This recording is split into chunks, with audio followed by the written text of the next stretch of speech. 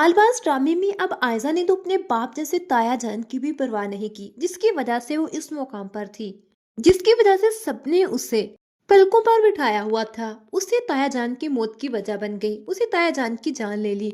अब आयजा जितने बड़े गुनाह कर चुकी है, अब इसकी सजा तो शुरू हो चुकी है, क्योंकि आशिर और रूहान तो इसकी हकीकत से वाकिफ हो चुके हैं। और अब रूहान जानता है कि इस आयजा को कैसे ट्रीट करना है और कैसे इसका असल चेहरा असद भाई के सामने लेकर आना है। ये तो शुक्र है कि घर में इशल मौजूद नहीं थी। अगर इशल मौजूद होती तो ये इल्जाम भी इशल पर ही लग जाता कि इशल ने ही उनके बाप की जान ले ली।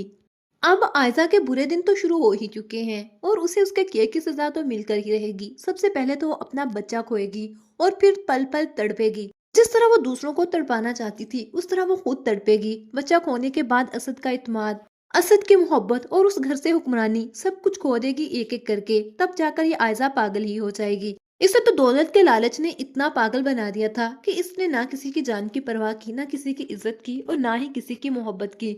इसे जो कुछ मिल चुका था, अगर सबको संभाल कर रखना चाहती तो रख सकती थी। इसे कहीं ज्यादा इज्जत मिल सकती थी, लेकिन आयजा ने गलत रास्ता इस्तेमाल किया तो आखिर इसका अंजाम तो यही होना था।